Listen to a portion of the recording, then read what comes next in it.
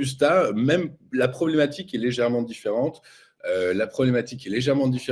Mais peut-être que le mouvement va finir par être haussier. Mais en tout cas, sur les cours du café Robusta, ce qu'on note, c'est que c'est le conflit en mer Rouge qui finalement freine un peu l'arrivée de café dans les ports européens. Du coup, à force des choses, ça tire les prix vers le haut. C'est ce qu'on remarque sur le graphique. Est-ce que, Mathieu, la tendance reste haussière encore une fois? Alors, sur le café, en fait, le mouvement, il est bel et bien haussier depuis 2021 et la sortie par le haut et la validation d'une double figure de renversement en tête-épaule.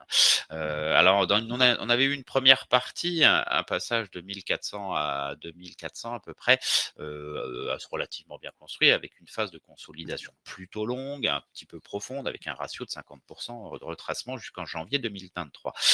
Une nouvelle impulsion plus tard.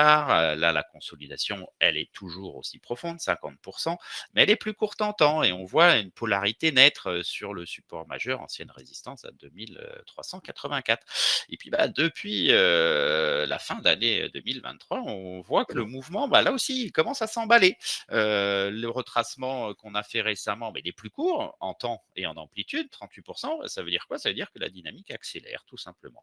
On est un petit peu, si je me fais un parallèle par rapport au cacao précédemment, on est un petit peu sur la différence entre la fin d'année 2023 où c'est un mouvement haussier certes mais construit et puis ce début d'année 2024 où on voit effectivement un emballement. Ici, peut-être qu'on est sur le début de l'emballement. Donc une tendance haussière tout à fait avérée. On marque de nouveau plus haut.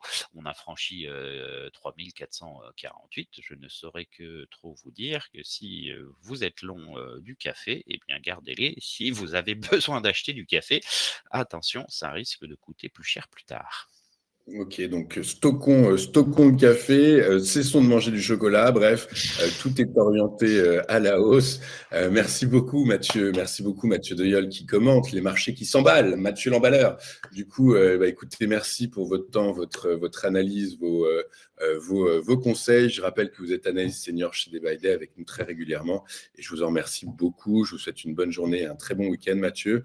Nous, de notre côté, on va vous diffuser dans un instant une interview enregistrée il y a 2 jours de Jean-Marie Serroni. Jean-Marie Serroni, je vous le rappelle, est agronomiste et membre de la Chambre de l'agriculture. Et nous sommes revenus avec lui sur la notion de prix plancher agricole, vraie ou fausse bonne idée annoncée par le président de la République. Nous sommes revenus également sur la crise qui secoue actuellement le monde agricole, crise tant psychologique qu'économique.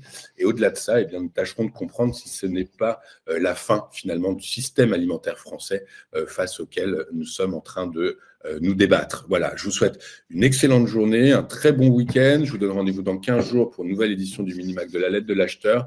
Et d'ici là, écoutez, stockez le café et cessez de manger du chocolat. Je vous souhaite une excellente journée. Au revoir.